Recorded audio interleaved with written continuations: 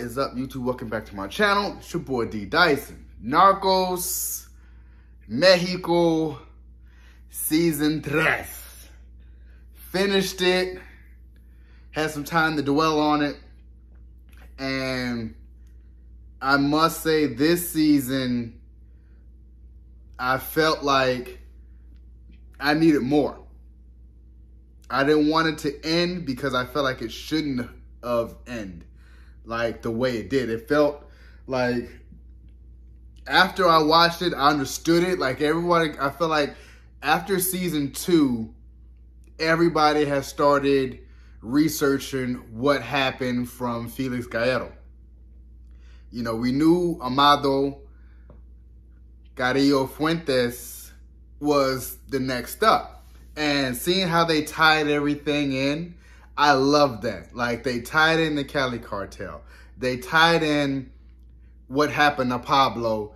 And just seeing from Amazo's standpoint what everything is going down in Colombia. Now, as trying to wrap your head around the situation of, we watched Narcos, you know, season 2, season 3, what's going down with Pablo and the Cali Cartel. We know the whole story behind that. What we want to know is what was Amazo. That's basically what season 3 was. What Amazo, Felix, everyone in Mexico, what they were doing during that time, you know, after the fall of Pablo and the Cali Cartel. And just seeing from that standpoint, I felt bad for Amazo because they really made him sympathetic in this standpoint, because I felt like he was just trying to get what he was doing off the ground, and it just, you seen the politics, like it stopped him. Like a lot of things stopped because his way of doing things took a very long time that he didn't have a lot of time for. Meaning, I loved how they said how Amazo is making a cell system. I was like, oh my gosh, that's Fortune 500 companies. That makes total sense. Making sure that one part of the pie or one part of the organization doesn't know about the other part of organization. And that's how he was able to be the head of the household, so to speak. I like that. I like that. I like that aspect. And I loved the way they were, like, he just, as he was building his house, I was like, man, like you could just see, you know, as he was beautiful cathedral looking house. Like this dude had, man, he had walls. Like that dude, walls, a staircase, and it, you know, and as he was doing that, you seen majority of this season was focused on the Arianos, which is the Tijuana Cartel and Tijuana Plaza, and Sinaloa, Chapo and them. So you got to see the full-on scale war between Tijuana and Sinaloa. Now, we already knew about this war if you guys have watched Chapo on Netflix. Like, I watched the first, I think, 2 seasons of Chapo, and it really touched on how Chapo, because I always looked at Chapo like, dude, you really like a boss, which he is. He's still an underling when everybody knows that Hector Palma is the leader of Sinaloa, you know, Güero. But Chapo was still like one of the top guys, you know what I'm saying? So he's basically an underboss or a chief or a lieutenant. He's really high up there, and this dude is really ground floor. He's an enforcer. So that's why I'm like, he's going against the Arianos, and it really was just back and forth how the Arianos was just cutting Sinaloa off. Like, man, if you don't like the tax, we're going to tax you. Because everybody know after Felix had went down, all the drugs has to flow through Tijuana. They covering the borders unless you go up to Juarez, which is a little bit harder to go over to because, you know, the Gulf Cartel and then Amazo. So Amazo was still funneling the drugs to everybody else. And because he couldn't really get that pipeline because the Gulf Coast Cartel was over there doing their thing. Now, I would love for them to go into the Gulf Coast Cartel as another season. I hope they do. I don't want this to be the final season because of simply where they left off. And I'll get to that in a minute. But I felt like the Tijuana Cartel was like, they were making like $4 billion a year. So it really was focused based out of Tijuana and seeing how Benjamin or Ramon was very ruthless at what they did. Like Benjamin was the business side of things. It's just, I don't know, I was just telling my wife, I'm like, Edina, and how Ramon was really that enforcer of, Ramon was basically the Chapo of the Tijuana Cartel, but he didn't want power. He just loved doing what he was doing. And always flashy, dressed like a 90s kid, privileged kid would, the Bulls jersey with the J's on, and he's in the party with the, all the big old mink coat with the J's, and how I feel like how a young dude, especially a young inner city kid or a young hood kid would dress in the US. You know what I'm saying? Like anyone with some money, young age, that's how they dress. And so he was really that enforcer. And I enjoyed watching Ramon do his thing and seeing how they were back and forth with Chapo. To me, it really kicked off because the Tijuana Cartel cutting off the supply for Sinaloa forced them to really forcing their hand. They already didn't like each other in the beginning. We already knew that, but we knew that it was going to come to a head. And that's what Felix Gallardo meant by the animals is out their cage. I was the only one to keep them where they were. Now you're about to see a full onslaught of what these people are about to be doing because they are at war. They're going to go to war. So you've seen the Sinaloa Cartel go up to Mayo, which Mayo was an independent trafficker because he had them boats. He smuggled dope with his boats. So he was really, really good at that. And thing about him, he was independent. So he'll buy dope from anybody. Like, I'll just smuggle it, just make me some money and I'm good. So he was cool with the Arianos and also cool with the Sinaloans because he is Sinaloan. And they were really Chapo and them was like, man, come work for us. I'm telling you, come work for us. We got it. We're gonna make sure we get it. And things didn't go to a head until Chapo showed up at their party as a policeman, and Chapo was just letting it go. Like, Chapo was just letting it go. And Chapo killed Edina's husband, which wasn't involved in the business, very Fortune 500 lawyer. Like, dude was clean. He just ended up, becoming a casualty because Chapo was just letting it go. And after that, you just seen them really just full out. We got to go find him. This is war. We need to get Chapo's head. And they eventually catch up to Chapo. Chapo's about to get on the plane and go back to Sinaloa because Chapo went into hiding. They found out where Chapo was and spawned from there. That's when Chapo had got locked up because he got away from that situation. Then he got locked up. So what we remember about Chapo, which they always push on TV, is, when Chapo without the mustache, when he went to jail the first time. When he's in there with Neto and just getting schooled. Like, this is your time. And Chapo had little ways of moving it because, on the direction of Neto. And that's why I did not know how Chapo really became boss.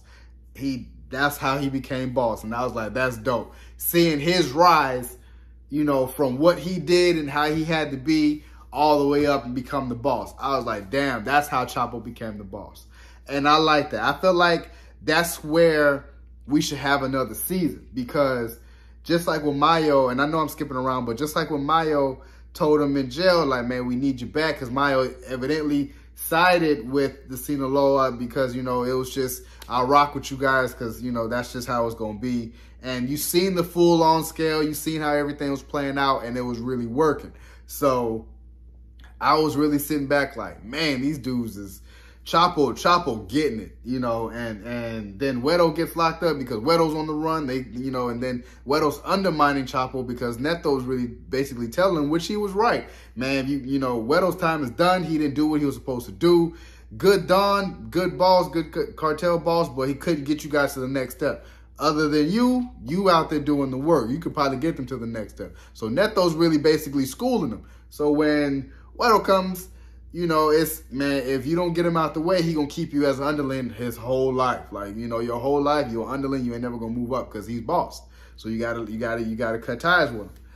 Chapo's loyal to the bone. Like, man, nah. But you seen how it was. And I was like, man, you know, Lil Boy them up in there, you know. So that's why I was telling myself, I'm like, I see that rise. And then at the very end, you seen how Ramon, you know, and Chapo really set up everything and got Ramon. So when you get Ramon, because even when Chapo shot up the party and killed Enedina's husband, Tijuana had to go to San Diego and start recruiting more muscles, street gangs, and that's how the street gangs, probably like in the early 90s, that's how the street gangs really got involved with the cartel. You know what I'm saying? The San Diego street gangs and just seeing how that was going. Then I like the fact that they highlighted how many girls were missing, because I didn't know who this cop was, but you see how it all played out, you know, as a whole, you know, because this cop is really investigating how these girls from the factory got missing. And that was a whole nother, you know, shove just to see what was going on with that. And I was entertained because I was really hoping that he got him. And I was like, man, but as you said at the end, it's still going on to this day, which is so sad how that is portraying and how that's going out. But it's no different from how the U.S. is with, you know, sex trafficking, human trafficking, all that. So that's why I tell myself, I'm like, it's so sad, but that he started seeing it and he was really trying to investigate it, try to uncover it. It reminds me of a True Detective, and that's why I tell myself, I'm like, that could be another angle of where they can go with it. But, you know, going back to Amazo and how all the stuff was going down, you know, with the U.S., everything was just coming down on Amazo's head, and then once his face got plastered on, you know, across Bill Clinton's desk, you know, his days were numbered. So he had to go do what he had to go do, only because that politician Hank was just messing him over. Like, I was like, damn, how you, but that's how you go to show you, like, you know, you're a pure narco, and what Felix was able to do was become a businessman and have to be shiesty, because these businessmen is just as shiesty as Narcos. And Hank was just as shiesty as Amazo, messing him over. Like, dude, you can't do this, you can't go over there, you can't do that. Counts frozen, stuff. I'm like, always, you know, trying to shortchange Amazo every chance he got. And Amazo was just like, man, damn, I can't really get a lot done. And that's what I felt coming from that situation, and it sucked. But you know, Amazo, that Chile, you know, girl that he met down there, I mean, that Cuban chick, and got her set up. I was like, at least Amazo, you know, he knew what was the deal. You know what I'm saying? Like, he got it. He made sure that she was straight. And it really hurt me that, you know what I'm saying, like, the problems they all had. Like, Amado's daughter was going through it. Benjamin's daughter was going through it. So it's like, you seen how even the person's life can get you killed, because when Benjamin was running, you know, after all that was going on, when Chapo was coming for him, like, they were like, man, all you got to find is what hospital is the daughter at, and that's where Benjamin is. And I'm like, dang, man, like, it's that life really, really is hurtful. You know, it's glitz and glamour, you know, when it comes on the news and how you are, but that, man, it's a lot that comes with that. And that's why I tell myself, I'm like, you should fully be understanding and be aware of it when you're in it. Hence Narco Junior's, Bad Bunny's character, and the two lawyer boys. Like, you seen these rich kids jump in it because they're enticed by that life, and then Ramon recruited them to, like, man, hey, look, we can do what we want around here. So they really running up in there selling dope, running up in broad daylight, murking people, because it's like, dang, I'm like, and could they get away with it, you know? And you know, the guy's rich, you know, that's just how it is. They ain't gonna throw you in jail. And you see how that life caught up with both of them. And I remember, I'll never forget where I watched the news. I don't know if it was rude.com, where I seen the heads hanging from the bridge. And I remember seeing that vividly. And I was like, oh my gosh, they really showed this in Mexican news. I was like, and that's why I was like, man, it tied it all the way in. And I was like, wow. And that's that life. You know that's the risk you take. And when the little brother got busted, and, you know, Walt had to do what he had to do, and find out the general was corrupt, that's why I was like, oh my gosh, that was within it's many layers many layers to the reach of the cartel, and there's many layers in this season, you know, and that's why I really, really appreciated it. And the fact that, oh boy, Wagner Moura, I believe that's his name, he was Pablo from Narcos, but he was also like the executive producer, and he directed a couple of episodes. Yeah, I really feel like we should keep going. We're not done. If you're going to leave off with Chapo, with Mayo telling Chapo, man, we need you home, I want to go into the season where Chapo's building tunnels.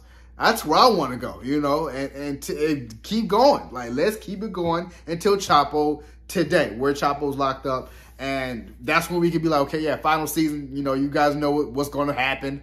But I want to, man, let's keep it going, because Chapo's reign spanned from the 90s. You know, from the 90s, like 94, 95, Chapo's reign was until then, until like 2018, 2017, something like that. Like, Chapo ran it for like a good 2, you know, almost 2 decades.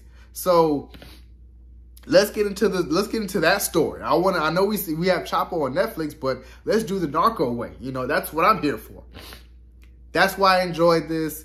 I really give this an 8 out of 10 because I felt empty at the end. Like, you shouldn't have ended here, and especially if they're saying that this is a final season. I really hope that this is not a final season, because you shouldn't have ended it here. I want to keep going, tell more of the story, but overall, I love the story. I love how they included the newspaper, Lavas, how they included everybody, and just how Tijuana was back in that time when Ramon was really running it, you know, with Benjamin, and now it's just Benjamin and Adina. And just Chapo's rise, Amado's fall, what happened, you know, after the Cali Cartel, because now we get into the territory where it's just Mexico. No dealing with the Cali Cartel. I want to see where the product is coming from, how all that is moving. Like, that's what I want to know. From the Cali Cartel, now that they're not there anymore, let's see Chapo's reign. That's where I want to go, and I hope we get it. So, you guys enjoyed my review of Narcos Season 3. Subscribe to my channel. Post, comment down below, and like the video. It's your boy, D. Dyson. Peace.